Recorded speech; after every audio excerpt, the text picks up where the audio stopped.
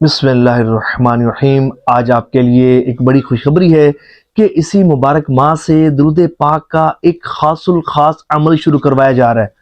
ایک خاص وظیفہ شروع کروایا جا رہا ہے۔ اور اس مبارک وظیفے کی ایک خاص بات یہ ہے، اس درود پاک کی ایک خاص بات یہ ہے کہ جو اس درود پاک کو پڑھے گا تو درود پاک پڑھنے والوں سے ان کے آقا صلی اللہ علیہ وآلہ وسلم خوش ہو جائیں گے۔ گویا کہ حضور صلی اللہ علیہ وآلہ وسلم کی خوشنودی کا یہ ذریعہ بنے گا، حضور کی توجہ کے حصول کا یہ ذریعہ بنے گا، حضور کے قرب خاص کے حصول کا یہ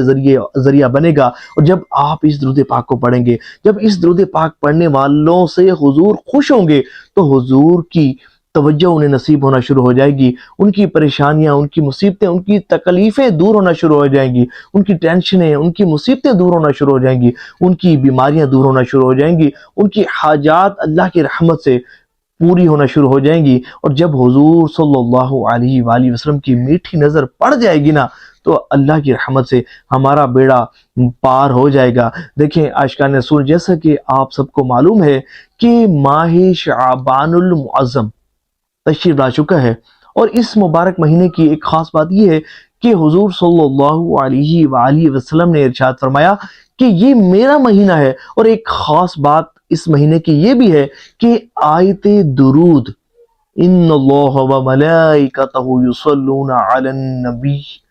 یا ایھا الذین آمنوا صلوا علیہ وسلموا تسلیما،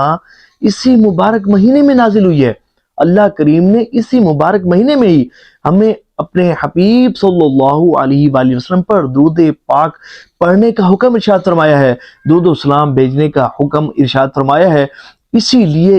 اس ماہ کو ماہ درود و سلام بھی کہا جاتا ہے کہ اس مبارک مہینے میں حضور کے امتی، حضور کے غلام، حضور سے والہانہ عشق و محبت کرنے والے حضور کی محبت میں ڈوب کر حضور پر درود پاک کے نذرانے پیش کرتے ہیں، حضور کی بارگاہ میں درود و سلام کے نذرانے پیش کرتے ہیں۔ اور جو اس مبارک مہینے میں درود پاک کی کثرت کرتا ہے، حضور کی بارگاہ میں درود پاک کے نذرانے پیش کرتا ہے، اس کو برکتیں کیا ملتی ہیں، فضیلتیں کیا ملتی ہیں، اللہ کی کیسی رحمتوں کا نزول ہوتا ہے۔ حضور جان رحمت صلی اللہ علیہ وآلہ وسلم اس پر کتنی توجہ فرماتے ہیں۔ سنیے حضرت امام سخاوی رحمۃ اللہ تعالی علیہ القول البدی میں امام جعفر صادق رضی اللہ تعالیٰ عنہ کا ایک فرمان نقل فرماتے ہیں کہ امام جعفر صادق رضی اللہ تعالیٰ عنہ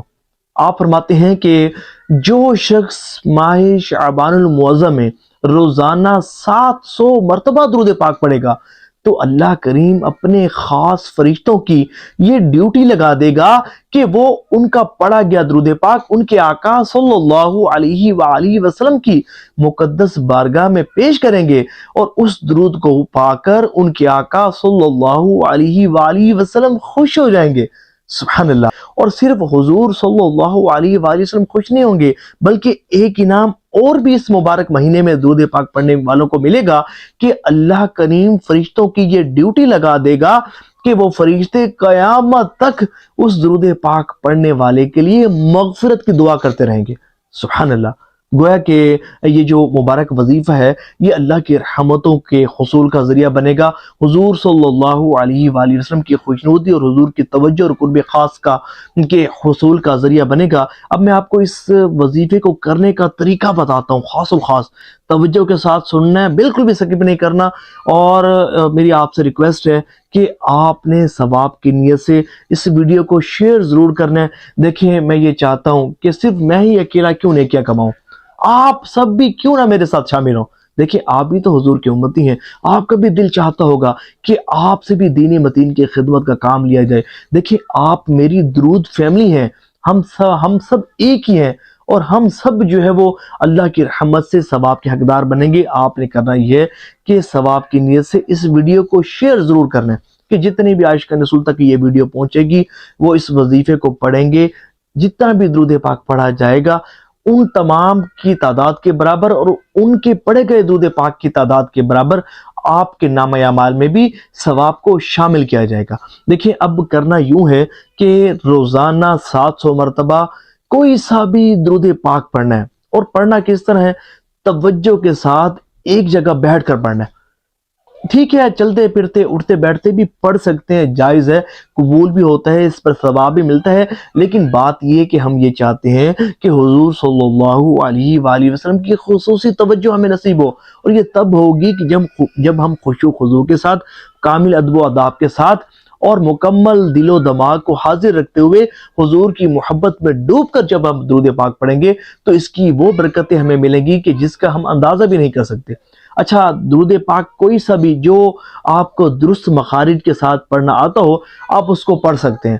درود ابراہیمی پڑھیں تو یہ بڑی اچھی بات ہے، بڑی سب سے افضل درود پاک ہے، 700 مرتبہ پڑھا جاتا ہے، کوئی مشکل بات نہیں ہے، الحمدللہ ہزاروں پڑھنے والے پڑھتے ہیں۔ درود ابراہیمی نہیں پڑھ سکتے تو جو درود پاک آپ کو درست مخارج کے ساتھ، درست تلفظ کے ساتھ، درست ادائیگی کے ساتھ آپ کو پڑھنا آتا ہے، آپ اس درود پاک کو پڑھ سکتے ہیں۔ آپ چاہیں تو الصلاۃ والسلام علیک یا رسول اللہ، اس درود پاک کو بھی پڑھ سکتے ہیں۔ کہ اس درود پاک کو پڑھنے کی ایک خاص بات یہ ہے کہ جب بندہ اس درود پاک کو پڑھتا ہے نا تو توجہ خود بخود ہی بننا شروع ہو جاتی ہے، ادب و اداب کے ساتھ یہ درود پاک پڑھا جاتا ہے، اور سمجھے کہ ایک کیفیت بھی بنتی ہے اس درود پاک کو پڑھتے ہوئے۔ اچھا، اللہم صلی علی محمد کما تحب وترضی، اللہ یہ حضور کا پسندیدہ درود پاک ہے۔ اس درود پاک کو پڑھنے والوں کو بھی حضور صلی اللہ علیہ وآلہ وسلم کی خواب میں زیارت نصیب ہوئی ہے، اس درود پاک کو بھی پڑھ سکتے ہیں۔ صلی اللہ علی محمد صلی اللہ علیہ وآلہ وسلم، یا صلی اللہ علی حبیبہ محمد وآلہ وسلم، یا صلی اللہ علی النبی الامی، کوئی بھی درود پاک کہ جو آپ کو درست مخارج کے ساتھ پڑھنا آتا ہو آپ اس کو پڑھ سکتے ہیں۔ اچھا، اس میں اگر آپ چاہیں تو یوں بھی کر سکتے ہیں کہ ایک دن جو ہے وہ 700 مرتبہ درود ابراہیمی پڑھنے، دوسرے دن کوئی اور درود پاک پڑھنے، تیسرے دن کوئی اور درود پاک پڑھنے، اس طرح بھی کر سکتے ہیں۔ اصل جو چیز ہے وہ رجوع قلب ہے، آپ توجہ کے ساتھ جب آپ پڑھیں گے، اہتمام کے ساتھ پڑھیں گے، حضور کی محبت میں ڈوب کر جب درود پاک پڑھیں گے، اور جب اس تصور کے ساتھ آپ درود پاک پڑھیں گے کہ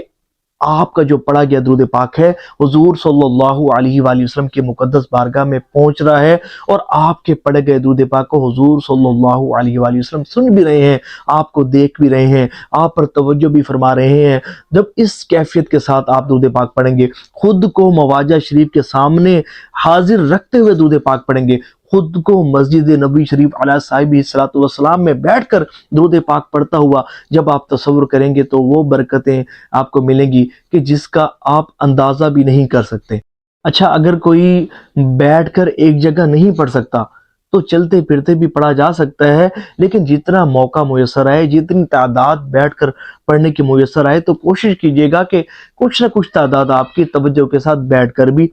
پڑھی جائے۔ حیض کی حالت میں بھی اس کو پڑھا جا سکتا ہے، کوئی جو ہے وہ ممانعت نہیں ہے، اور کوشش کیجیے گا کہ باوضو پڑھیے گا۔ اگر باوضو رہنا ممکن نہ ہو، باوضو آپ کے لیے پڑھنا ممکن نہ ہو تو بے وضو بھی